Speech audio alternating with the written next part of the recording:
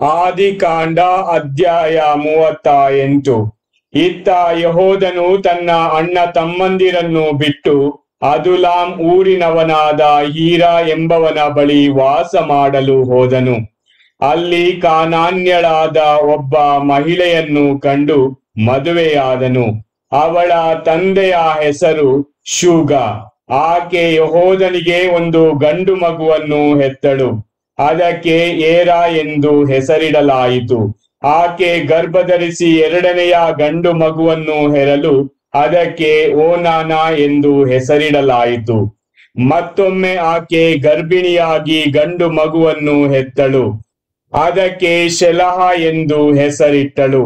ಆಕೆ ಈ ಮಗುವನ್ನು ಹೆರುವಾಗ ಯೆಹೂದನು ಕೆಜಿಬ್ ಊರಿನಲ್ಲಿದ್ದನು. ಯೆಹೂದನು ತನ್ನ ಜ್ಯೇಷ್ಠ ಪುತ್ರ ಏರನಿಗೆ ತಾಮರ್ ಎಂಬ ಹೆಣ್ಣನ್ನು ತಂದು ಮದುವೆ ಮಾಡಿದನು. ಆದರೆ ಯೆಹೂದನ ಈ ಹಿರಿಯ ಮಗ ಸರ್ವೇಶ್ವರ ಸ್ವಾಮಿಯ ದೃಷ್ಟಿಯಲ್ಲಿ ಕೆಟ್ಟವನಾಗಿದ್ದನು. ಆದ್ದರಿಂದ ಸರ್ವೇಶ್ವರ ಅವನನ್ನು ಸಾವಿಗೀಡು ಮಾಡಿದರು. ಬಳಿಕ ಯೆಹೂದನು ಓನಾನನಿಗೆ, ನೀನು ನಿನ್ನ ಅತ್ತಿಗೆಯನ್ನು ಮದುವೆ ಮಾಡಿಕೊಂಡು ಮೈದುನ ಧರ್ಮಕ್ಕನುಸಾರ ನಿನ್ನ ಅಣ್ಣನಿಗೆ ಸಂತತಿಯನ್ನು ಹುಟ್ಟಿಸು ಎಂದನು. ಆದರೆ ಓನಾನನು ಹೀಗೆ ಆಗುವ ಸಂತಾನ ತನ್ನದಾಗುವುದಿಲ್ಲವೆಂದು ತಿಳಿದುಕೊಂಡನು.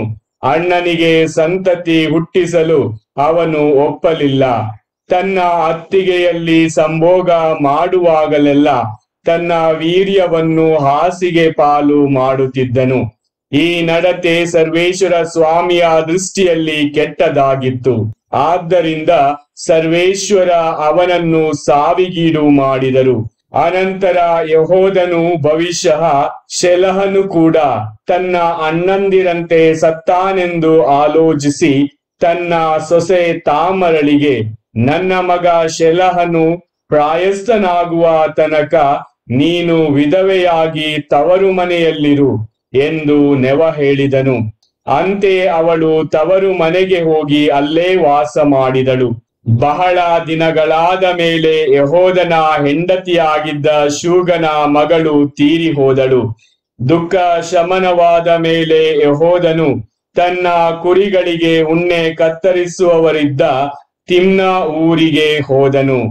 ಅದುಲಮ್ಯದ ತನ್ನ ಗೆಳೆಯ ಹೀರಾ ಅವನ ಜೊತೆಯಲ್ಲಿ ಹೋದನು. ಮಾವನು ತನ್ನ ಕುರಿಗಳ ಉಣ್ಣೆ ಕತ್ತರಿಸುವುದಕ್ಕಾಗಿ ತಿಮ್ನ ಊರಿಗೆ ಹೊರಟಿದ್ದಾರೆಂಬ ಸಮಾಚಾರ ತಾಮರಳಿಗೆ ಮುಟ್ಟಿತು. ಆಗ ಆಕೆ, ಶೆಲಹನು ಪ್ರಾಯಸ್ಥನಾಗಿದ್ದರು, ನನ್ನನ್ನು ಅವನಿಗೆ ಮದುವೆ ಮಾಡಿಕೊಡಲಿಲ್ಲವಲ್ಲ ಎಂದುಕೊಂಡು ತನ್ನ ವಿಧವೆ ವಸ್ತ್ರಗಳನ್ನು ತೆಗೆದಿಟ್ಟಳು. ಮುಸುಕನ್ನು ಹಾಕಿಕೊಂಡು ತನ್ನನ್ನೇ ಮರೆಸಿಕೊಂಡಳು.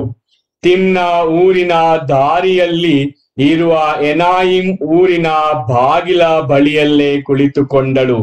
ಯೆಹೂದನು ಆಕೆಯನ್ನು ನೋಡಿದಾಗ ಆಕೆಯ ಮುಖದ ಮೇಲೆ ಮುಸುಕು ಇತ್ತು. ಸೊಸೆಯೆಂದು ತಿಳಿಯದೆ ಹೋಯಿತು. ಆಕೆ ವೇಶ್ಯೆಯೆಂದೇ ಭಾವಿಸಿ ದಾರಿಯಿಂದ ಓರೆಯಾಗಿ ಆಕೆಯ ಬಳಿಗೆ ಹೋಗಿ, ಸಂಭೋಗಕ್ಕೆ ಬರುತ್ತೀಯಾ ಎಂದು ಕರೆದನು. ಬರಬೇಕಾದರೆ ಏನು ಕೊಡುತ್ತೀಯಾ ಎಂದಳು ಆಕೆ. ಹಿಂಡಿನಿಂದ ಒಂದು ಹೋತ ಮರಿಯನ್ನು ಕಳುಹಿಸುತ್ತೇನೆ ಎಂದ ಆತ. ಆಗ ಆಕೆ, ಅದನ್ನು ಕಳುಹಿಸುವ ತನಕ ನನ್ನಲ್ಲಿ ಏನಾದರೂ ಒತ್ತೆ ಇಡಬೇಕು ಎಂದಳು.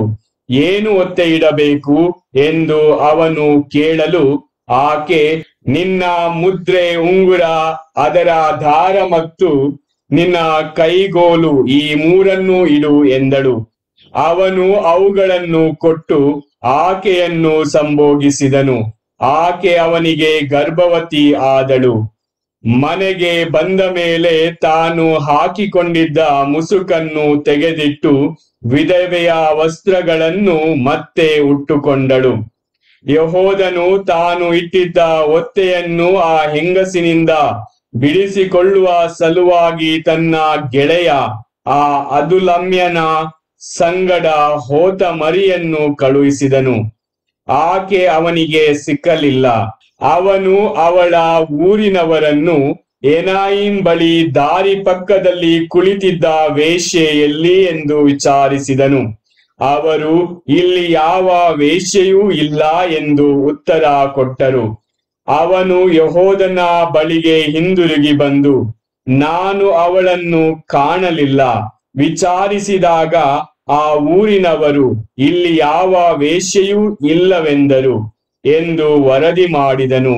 ಅದಕ್ಕೆ ಯೆಹೂದನು, ಇನ್ನು ನಾವು ಪರಿಹಾಸ್ಯಕ್ಕೆ ಗುರಿಯಾದೆವು. ನಾನಿಟ್ಟ ಒತ್ತೆಯನ್ನು ಅವಳೇ ಇಟ್ಟುಕೊಳ್ಳಲಿ.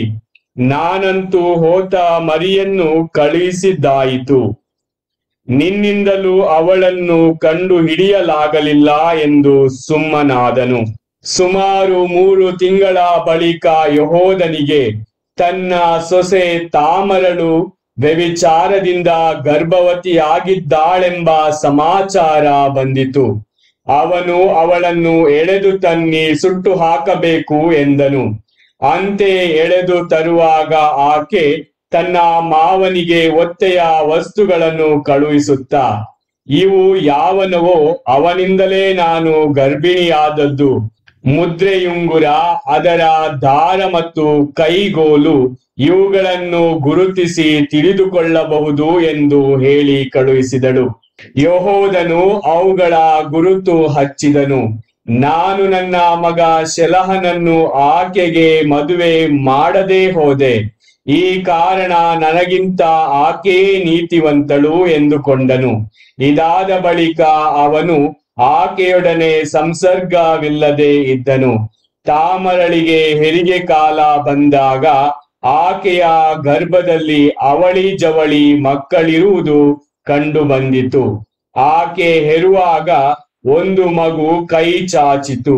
ಸೂಲಗಿತ್ತಿ ಇದು ಮೊದಲು ಬಂದದ್ದು ಎಂದು ಹೇಳಿ ಅದರ ಕೈಗೆ ಕೆಂಪು ನೂಲನ್ನು ಕಟ್ಟಿದಳು. ಆದರೆ ಅದು ಕೈಯನ್ನು ಹಿಂದಕ್ಕೆ ತೆಗೆದುಕೊಂಡಿತು. ಅದರೊಡನೆ ಇದ್ದ ಇನ್ನೊಂದು ಕೂಸು ಹೊರಗೆ ಬಂದಿತು. ಇದನ್ನು ಕಂಡ ಸೂಲಗಿತ್ತಿ, ನೀನು ಕಿತ್ತುಕೊಂಡು ಬಂದಿರುತ್ತೀಯಲ್ಲ ಎಂದಳು. ಈ ಕಾರಣ ಆ ಮಗುವಿಗೆ ಪೆರೆಜ್ ಎಂದು ಹೆಸರಾಯಿತು. ತರುವಾಯ ಕೈಗೆ ಕೆಂಪು ನೂಲು ಕಟ್ಟಿಸಿಕೊಂಡ ಕೂಸು ಹುಟ್ಟಿತು. ಅದಕ್ಕೆ ಜೆರಹ ಎಂದು ಹೆಸರಾಯಿತು. ಪ್ರಭುವಿನ ವಾಕ್ಯ.